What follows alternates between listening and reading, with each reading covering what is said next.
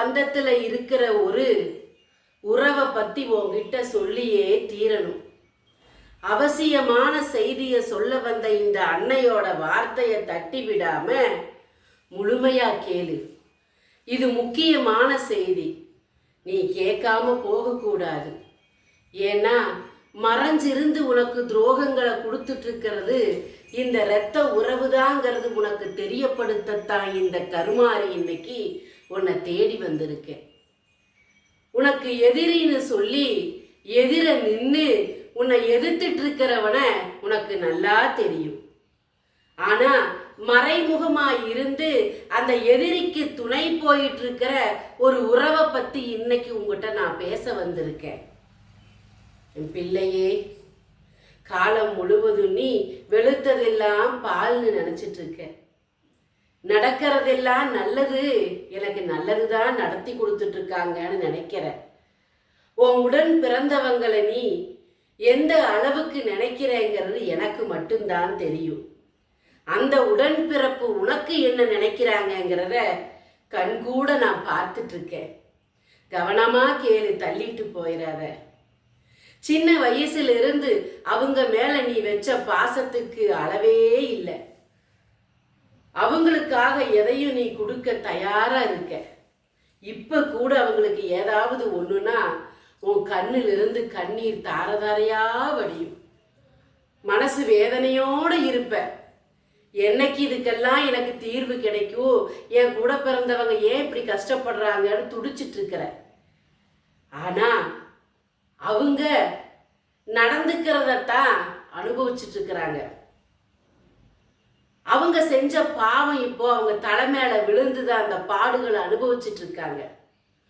ஒன்னும் தெரியாத உனக்கு அவங்க செஞ்ச தீய சக்திகளோட வேலைதான் இன்னைக்கு உன் உடன் பிறந்தவங்க அனுபவிச்சுட்டு இருக்காங்கிறத தெரிஞ்சுக்கோ. எதை கேட்டாலும் கொடுத்துருவ, இல்லைனாலும் கடன் வாங்கி கொடுப்ப. அப்படித்தான் உன் உடன் பிறந்தவங்களை நீ நினைச்சிட்டு இருக்க. ஆனா உன்னை எதிரியா நினைக்கிறாங்க. உன் மேலேயோ உன் பிள்ளைகள் மேலேயோ துளி கூட அன்பு இல்லாம எதிரியா பாக்குறாங்க. உன் எதிரிக்கு துரோகிக்கு துணையா நிக்கிறாங்க. உன் வாழ்வை கொஞ்சம் கொஞ்சமா அழிச்சிட்டு வர்றாங்க. நம்பாத. வாயும் வகுரும் வேறங்கிறத அவங்க காமிச்சிட்டு இருக்காங்க. ஆனா உனக்கு அது புரியல. நீ அவங்க நல்லவங்கன்னு நினைக்கிற, ஒரு ரத்த பந்தம்னு நினைக்கிற. ஆனா அது உனக்கு குழி வெட்டிட்டு இருக்குது. அது உன்னை குழியில போட தயாராயிட்டு இருக்குது. எந்த வழியும் உனக்கு கிடைச்சிடக்கூடாது, உன் வாழ்க்கை முன்னேற்றம் அடையக்கூடாது, உன் பிள்ளைகளுக்கு எந்த முன்னேற்றமும் கிடைக்கக்கூடாதுங்கிறதுல தெளிவான வேலைய உன் எதிரி கூட செஞ்சிட்டு இருக்கிறாங்க. கவனமா இரு. கவனமா இல்லைன்னா உன் வாழ்க்கை அழிஞ்சிரும். உறவுதான்னு மூஞ்சி முகத்தாச்சனைக்கு நீ பார்த்துட்டு இருந்தீன்னா அவங்க உன் வாழ்க்கையோட இல்லாம உன் குழந்தைகளோட வாழ்க்கையும் அழிச்சிருவாங்க. அழிச்சிட்டு இருக்காங்க. அதை பாதியில நிறுத்தணும், அவங்க எண்ணத்தை அழிக்கணுங்கிறது தான் இந்த கருமாரியோட ஆசை. ஆனா நீ பாசம்னு வேஷத்தை நம்பி உன் வாழ்க்கையை இழந்துட்டு இருக்கேன்னு தான் இந்த கருமாரி சொல்ல வந்த. எத்தனை பாடுகள் இருக்கு உனக்கு, எத்தனை வழிகள் இருக்கு உனக்கு. எதையெல்லாம் தாங்கிட்டு இருக்கிற நீ. உன் கண்ணீர் எனக்கு மட்டும்தான் தெரியும். யாரு முன்னாடி அழுக மாட்டேன், யார்கிட்டையும் உன் குறைய சொல்றதில்ல. தெய்வம் இருக்குன்னு நம்பிக்கையோட அழுது புழுங்கிட்டு இருக்கிற உன் மனசு எனக்கு மட்டும்தான் தெரியும். கொஞ்சம் கொஞ்சமா உன் வாழ்க்கையை அழிச்சிட்டு இருக்கிற அவங்களுக்கு முன்னாடி நீ நினைச்சதை சாதிச்சு காட்டணும். அத்தனையும் உங்ககிட்ட இருந்தே வாங்கிட்டு உன்னையே பதம் பார்த்துட்டு இருக்கிற அவங்களுக்கு முன்னாடி நீ வாழ வேண்டாமா? உன்னை கவனிக்கிறது இல்லை. உன்னை நீயே அழிச்சுக்கிட்டு இருக்க. ஆனா உனக்காக அழுக இங்க யாருமே இல்லைங்கிறத தெரிஞ்சுக்கிட்டு உன் வாழ்க்கையை காப்பாத்த பழகிக்கோ. உன் குடும்பத்தை காப்பாத்த பழகிக்கோ. உன் பிள்ளைகளுக்கு இருக்கிற பிரச்சனைகளை நீ தீர்க்கணுமல்ல. வழி இல்லைன்னு எங்கெங்கேயோ தேடுற. நான் ஓடாத இடம் இல்லை பலன் இல்லைன்னு அழுகிற. அட உனக்கு பலன் இங்க இருக்கு, நான் உனக்கு இங்க வச்சிருக்கேன், இதை வாங்கி பூஜை செஞ்சு பரிகாரம் செய்யின்னு சொன்னா காதுல விழுகல. சந்தேகம் உனக்கு, இந்த கருமாரி மேலேயும் சந்தேகம். உன்னை சந்தேகப்பட வைக்கிறதே அந்த தீய சக்தி தாங்கிறத புரிஞ்சுக்கிட்டு நான் சொல்றத கவனமா கேளு. 48 நாள் பூஜையில் வச்ச எந்திரத்தையும் சாம்பிராணியும் ஆண் பெண் உருவத்தையும் சத்தியநாராயணா படத்தையும் வாங்கி பூஜை செஞ்சு பரிகாரம் செய். தாமதிச்சுட்டே இருந்தீன்னா ஆபத்து நெருங்கிட்டே இருக்கும். கவனமா கேட்கிற என் பிள்ளையே, நான் சொல்றத ஒரு முறை கேட்டுப்பாரு.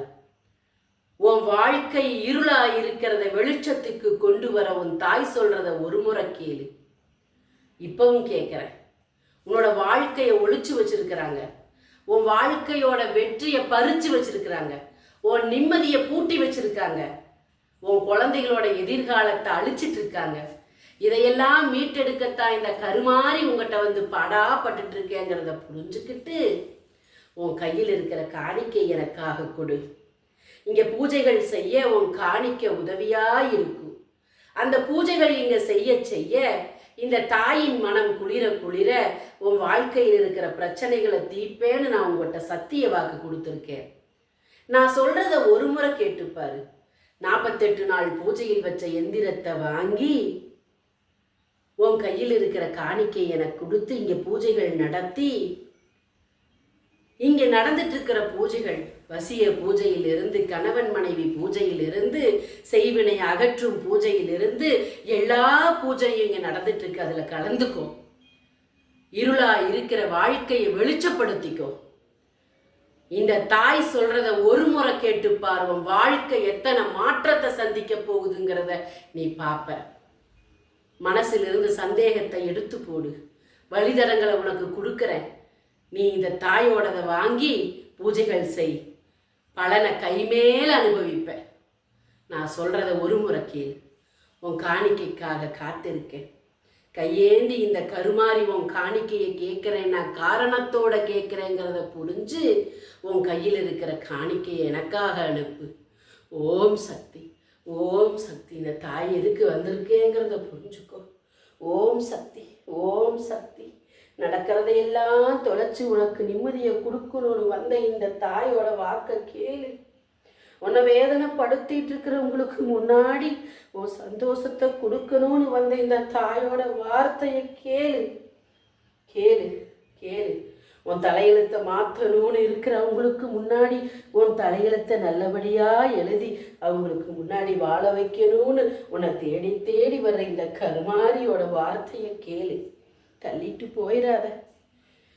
ஓம் சக்தி, ஓம் சக்தி, ஓம் சக்தி, ஓம் சக்தி, ஓம் சக்தி.